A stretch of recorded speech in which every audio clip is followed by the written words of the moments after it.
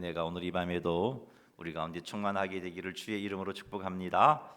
할렐루야. 자, 오늘은 잠언 18장 11절에서 14절 말씀을 가지고 하나님께서 우리의 삶에 주시는 지혜가 무엇인지 한번 살펴보도록 하겠습니다. 11절 말씀 한번 읽어보겠습니다. 부자의 재물은 그의 견고한 성이라 그가 높은 성벽같이 여기느니라. 아멘. 부자의 재물은 그의 견고한 성이라 그가 높은 성벽같이 여긴다는 이 말씀은 자칫 이 말씀만 두고 보면은 부에 대해서 아주 긍정적인 표현으로 쓰여진 말씀이다 이렇게 오해할 수 있습니다. 그러나 이 18장 11절 말씀을 직역해 보면은 부에 대한 긍정적인 표현이 아니라 부에 대한 사람들의 잘못된 인식과 태도를 묘사한 말이구나 하는 것을 알 수 있습니다. 단어 하나하나를 한번 제가 직역을 해봤는데 한번 들어보십시오.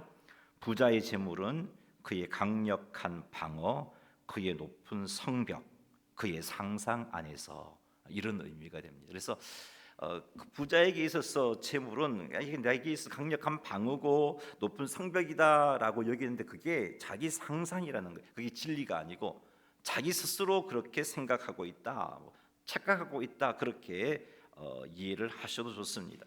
부자가 자신의 재물을 견고한 성, 높은 성벽으로 그렇게 여기고 있다, 착각하고 있다는 겁니다. 자, 이것이 잠언 18장 10절 말씀 한번 제가 PPT는 준비하지 않았는데 한번 같이 한번 읽어보겠습니다. 시작. 여호와 이름은 견고한 망대라 의인은 그리로 달려가서 안전함을 얻느니라. 아멘.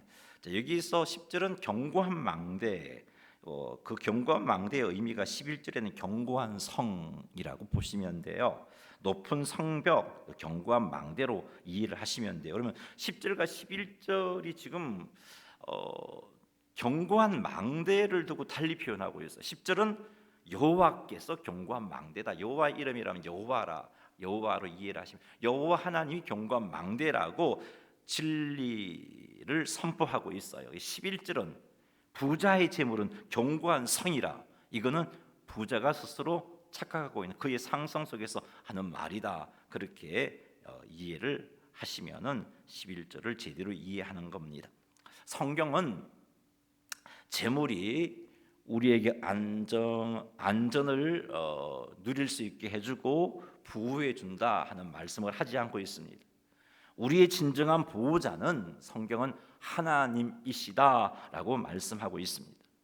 솔로몬은 11절 말씀을 통해서 진짜로 말하고 싶은 것은 재물이 그의 견고한 성, 높은 성벽이라고 생각하는 것은 잘못된 상상이니 재물 대신 하나님을 의지하라, 그것을 지금 말하고 있는 겁니다. 사랑하는 성도 여러분, 재물을 의지하지 마시기 바랍니다. 재물을 신뢰하지 마십시오. 우리가 참으로 의지하고 신뢰해야 할 분은 오직 하나님 한 분밖에는 없습니다. 우리의 삶 속에서 하나님을 우리의 삶의 참된 보호자요, 공급자로 인정하시며 살아가시는 성도님들이 다 되시기를 주님의 이름으로 축원합니다. 재물은 하나님 나라와 하나님의 영광을 위하여 사용해야 할 수단이지, 그것이 우리의 의지와 우리의 신뢰의 대상이 결코 아닙니다. 그러니 재물이 있고 없음에 대해서 있다고 편안해하고 없다고 불안해하고 그렇게 하지 마시기 바랍니다.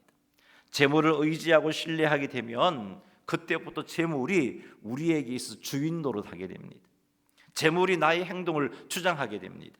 그래서 재물을 의지하는 사람은 재물을 모을 수 있다면 하나님의 말씀과 뜻도 거스르는 삶을 살게 되는 겁니다. 재물이 주인이다 보니까. 사랑하는 성도 여러분, 재물에서 평안과 만족을 추구하지 말고 하나님과의 관계에서 평안과 만족을 추구하시기를 주님의 이름으로 축원합니다.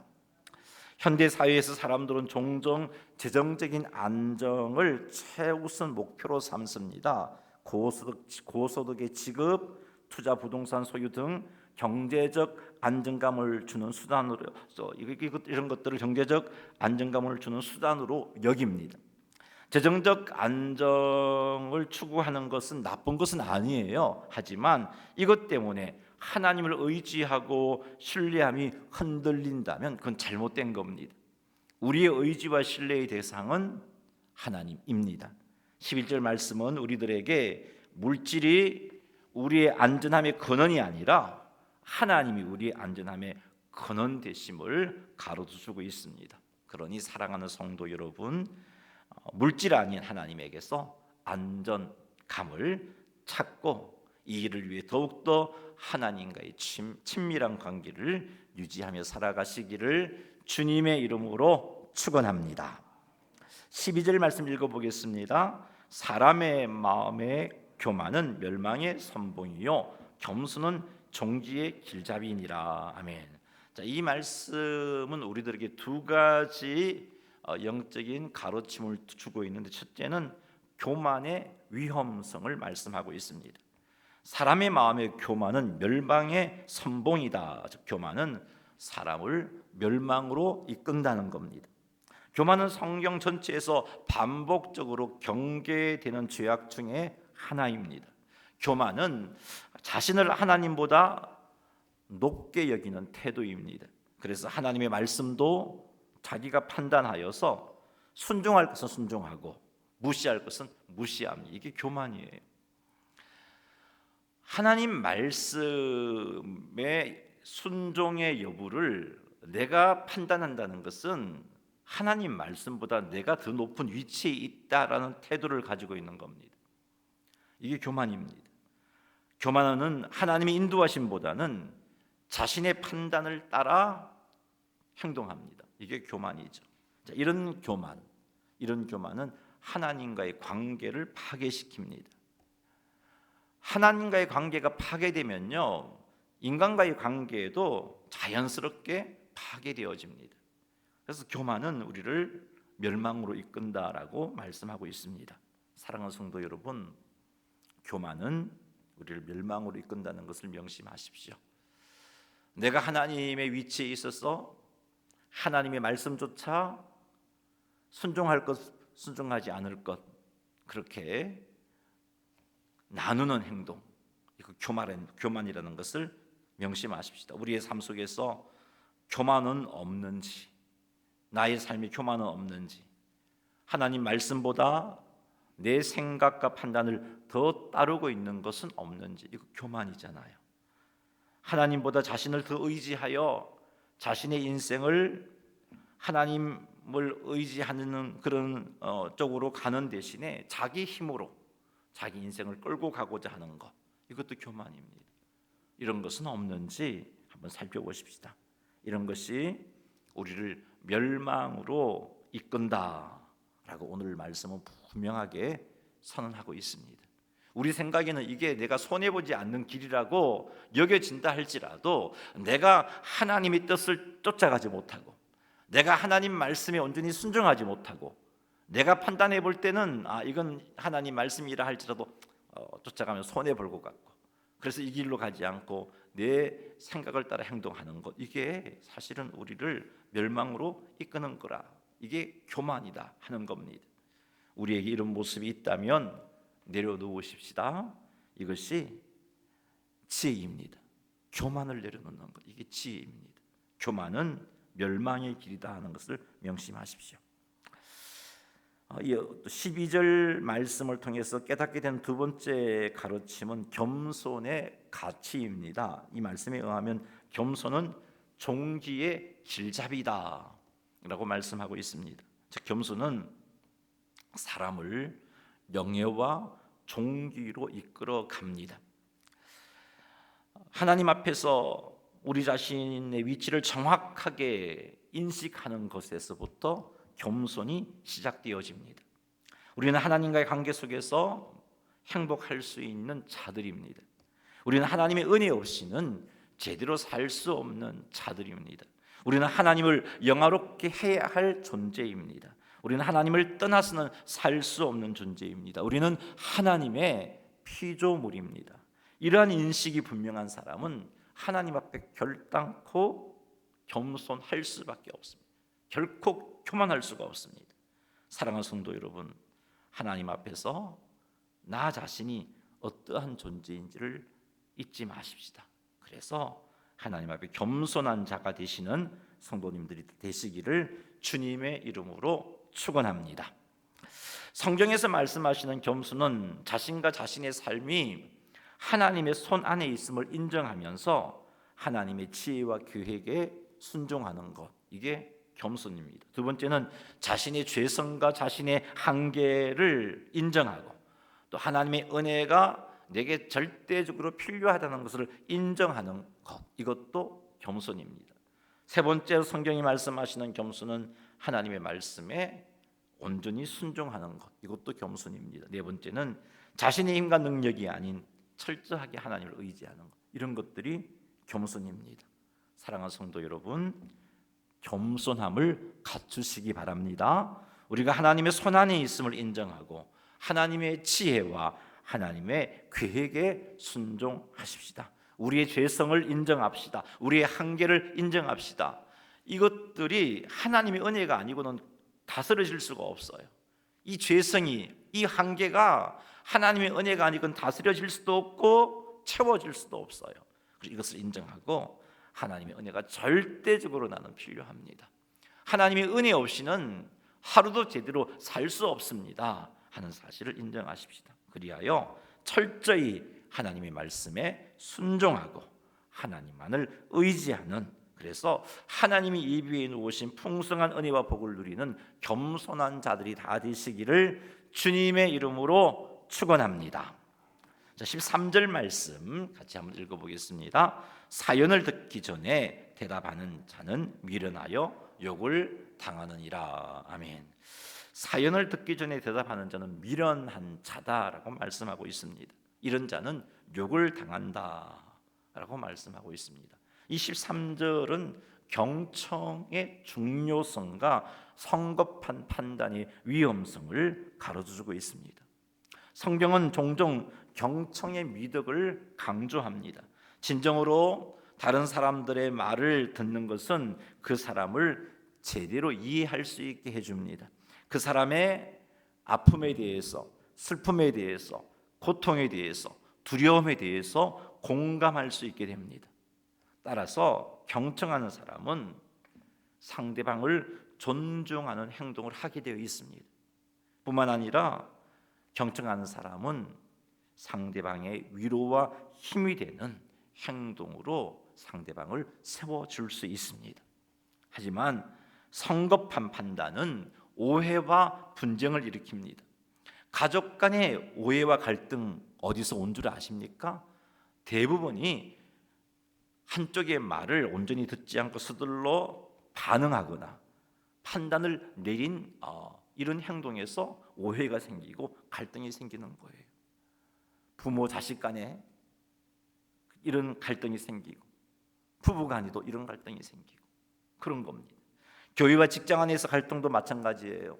상대방의 말을 완전하게 듣지 않고 성급하게 판단하는 것 때문에 발생하는 겁니다. 제대로 들어주면은 그 사람이 어떤 마음으로 이런 말을 하는지, 그 사람이 무엇 때문에 힘들어하는지 아파하는지 아는데 제대로 듣지 않고 말을 끊어버리고 내가 하고 싶은 말을 하고 내가 이해한 대로 말을 하면은 나랑 이해하는 그 사람은 힘들어하게 되고 갈등을 겪게 되는 것입니다. 사랑하는 성도 여러분, 가족과 교회, 직장 등 우리가 몸담고 있는 공동체 안에서 서로를 이해하고 또 서로의 감정을 이해할 수 있도록 경청하는 그런 삶을 사십시다. 이렇게 해서 내 앞에 있는 지체들, 내 앞에 있는 동료를 공감해주고 이해해주고, 그래서 그에게 위로가 되고 힘이 되는 말을 하고 위로가 되고 힘이 되는 행동을 함으로 내가 속한 공동체가 더욱더 사랑이 넘치는 건강한 공동체로 세워지게 되는 그런 은혜를 누리게 되시기를 바랍니다. 사연을 듣기 전에 대답하는 행동은 개인적인 관계에서도 오해와 갈등을 불러일으킵니다. 그러니 가족과 친구, 동료들 관계 속에서 사연을 듣기 전에 대답하는 행동을 이렇게 우리 좀 하지 말았으면 합니다. 상대방의 말을 기울여서 끝까지 들으십시다. 가능한 한 상대방의 감정과 그 말을 통해서 하고 싶어하는 말이 무엇인가 제대로 알고자 내가 하는 판단은 좀 멈추고 귀를 기울여 들으시기 바랍니다. 제가 좀 이제 제 귀가 좀 잘 안 들리는 것 같아요. 그래서 이 대화를 나누면 그냥 내 수준에서 이해를 해버려요. 그래서 그러다 보니까 내 아내가 한 말에 대해서 제대로 이해하지 못하고 그냥 내가 이해하는 대로 행동할 때가 들어 있더라고요. 그래서 나이가 들면서 이렇게 좀 더 좀 이해하는 게 좀 이렇게 부족해지는 것 같은 그런 생각을 합니다만은 이 말씀 앞에서도 한번 돌아봅니다. 내 생각과 내 기준과 판단을 가지고 내 앞에 사람의 말을 들으면요 경청이 안 돼요. 공감이 안 됩니다. 그래서 그냥 멈추고 셀 식구나 우리 성도들이나 내가 만나는 사람의 말을 한번 귀를 열고 들어보십시다. 도대체 무슨 말을 하는지, 왜 저런 말을 할까, 저런 말을 하는 그 감정은 무엇일까, 힘들까, 불안해서일까, 속상해서일까, 한번 멈추고 귀를 열고 들어본다면 우리의 관계는 참 좋은 관계로 그렇게 변화될 것이고 내 앞에 있는 사람은 위로받을 것이고 힘을 얻을 것입니다. 이렇게 해서 내가 속한 공동체 안에서 내가 만나는 사람들과의 관계 속에서 참으로 아름다운 열매들이 맺히고 나를 만나는 사람마다 위로를 받고 힘을 얻게 되는 그런 삶을 살아가는 성도님들이 다 되시기를 주님의 이름으로 축원합니다. 14절 말씀 읽어보겠습니다. 사람의 심령은 그의 병을 능히 이기려니와 심령이 상하면 그것을 누가 일으키겠느냐. 아멘. 이 말씀은 우리의 심령이 우리의 신체적 건강과 깊은 연결이 되어 있음을 보여주고 있습니다. 낙심하고 절망하게 되면 그 병을 이기기가 힘이 들지만 하나님을 의지함으로 소망을 품고 감사하는 마음은 그 병을 능히 이긴다라고 말씀하고 있습니다. 사랑하는 성도 여러분, 우리의 마음은 어려움과 고통을 극복할 수 있는 힘을 가지고 있습니다. 이와 같은 마음의 힘은 어디서 오는가? 하나님을 믿는 믿음, 하나님의 말씀에 근거한 소망, 여기에서 이런 마음의 힘이 생깁니다. 하나님을 온전히 믿는 믿음의 뿌리가 깊어질수록 우리의 마음의 힘은 강해집니다. 하나님의 말씀에 근거한 소망이 분명하면 분명할수록 우리 마음은 강해집니다. 하지만 우리의 마음이 상하게 되면 하나님의 말씀을 믿는 믿음이 흔들리고 이로 말미암아 낙심하게 되고 절망하게 됩니다. 이렇게 되면 내가 겪고 있는 어려움도, 내가 겪고 있는 이 고통도, 내가 겪고 있는 이 질병도 극복하기가 어렵습니다. 그러니 사랑하는 성도 여러분, 우리의 마음이 상하지 않도록 하십시다. 우리의 마음이 어려움과 고통과 질병을 능히 극복할 수 있는 힘을 갖출 수 있도록 하십시다. 자, 어떻게 하면 우리의 마음이 어려움과 고통과 질병을 능히 극복할 수 있는 힘을 갖출 수 있을까? 첫째는 하나님을 믿고 신뢰함이 흔들리지 않아야 됩니다. 이 부분이 강하면 강할수록 우리의 마음은 강건해집니다. 그래서 그 마음이 힘들고 어려운 환경 가운데 있는 나를 지켜줍니다. 이겨낼 수 있게 만들어주고 하나님의 도우심을 힘입어서 극복하게 해줍니다.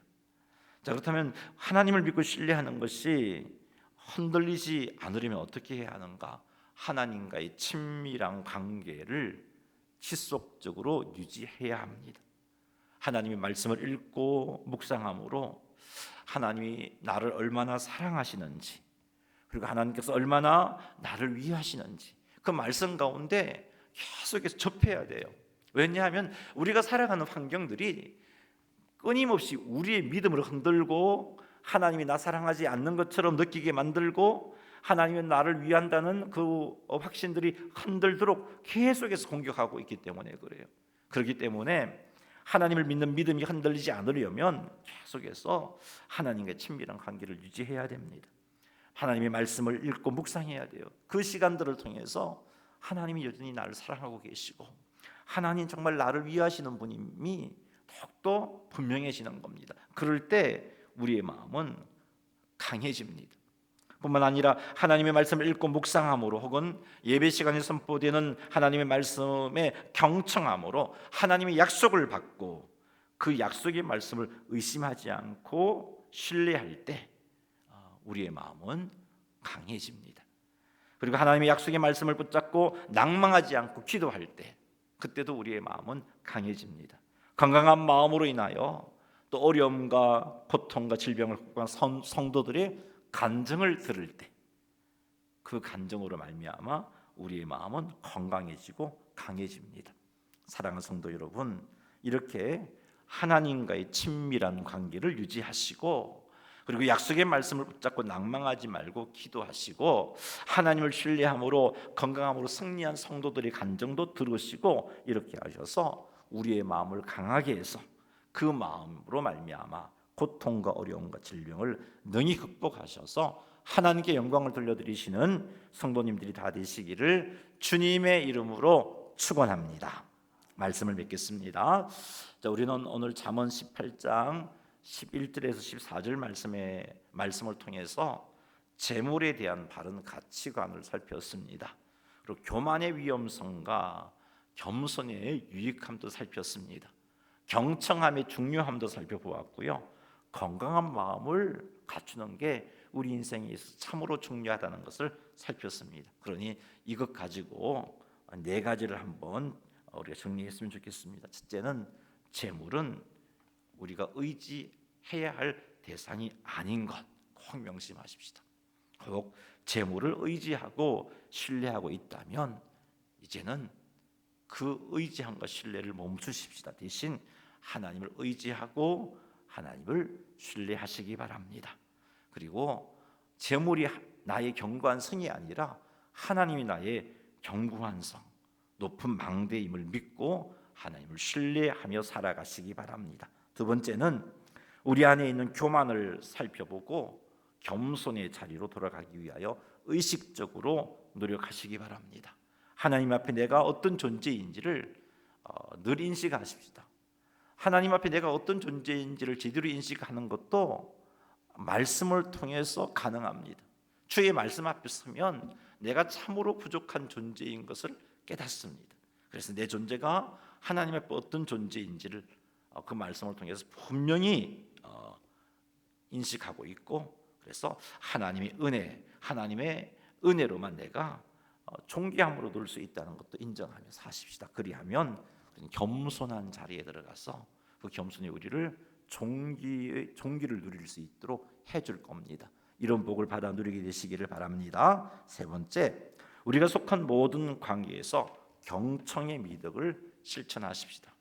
상대방이 말을 들을 때 이제는 이 말씀을 생각하면서 말하고 싶어도 좀 참으면서 끝까지 상대방의 말을 한번 듣기 위해서 한번 노력해 보십시다. 자녀의 말에 귀를 기울여 보시고 배우자의 말에 귀를 기울여 보시고 말을 하면 뭔가 내가 막 가르쳐 보려고 잘못된 거 바로 잡으려고 하지 말고 한번 끝까지 한번 들어보십시다. 상대방의 말을 들으면서 그를 좀 이해하려고 애써 보시고 그를 공감하려고 한번 애써 보십시다. 그러면 이해하게 되고 공감할 수 있습니다. 그러면 상대방이 나로 말미암아 위로를 얻을 수 있고 힘을 얻을 수가 있어요. 사랑하는 성도 여러분, 특별히 여러분 가정 안에서 경청의 미덕을 실천하셔서 여러분으로 말미암아 여러분의 가족 구성원들이 위로받고 힘을 얻게 되는 그런 아름다운 열매들이 여러분 가정에 충만하기를 주의 이름으로 축복합니다. 네 번째는 건강한 마음 유지하는 겁니다. 마음이 건강해야 돼요. 불안해하지도 말고 걱정하지도 말고 스트레스로 힘들어도 하지도 말고 이런 것들이 우리의 육까지 힘들게 만듭니다. 건강한 마음을 유지하려면 앞에서도 말씀드렸듯이 하나님과의 친밀한 관계를 유지해야 합니다. 사랑하는 성도 여러분, 하나님과의 친밀한 관계를 유지하셔서 여러분의 마음이 건강해지고 하나님과의 친밀한 관계를 유지함으로 어떤 상황 속에서도 하나님을 믿는 믿음이 흔들리지 않게 만들어서 우리의 마음이 강건하도록 하십시다. 하나님의 약속을 믿고 낭망하지 말고 기도함으로 우리의 마음을 강건하게 만들고 힘든 환경 속에서도 건강한 마음으로 고통과 어려움을 극복한, 질병을 극복한 성도들의 간증도 들으면서 우리의 마음을 강건하게 만드십시다. 그리하여 우리도 건강한 마음으로 고통도 이겨내고 어려움도 이겨내고 병도 이겨내서 하나님께 크게 영광 돌려드리는 멋진 삶을 살아가시는 성도님들이 다 되시기를 주님의 이름으로 축원합니다.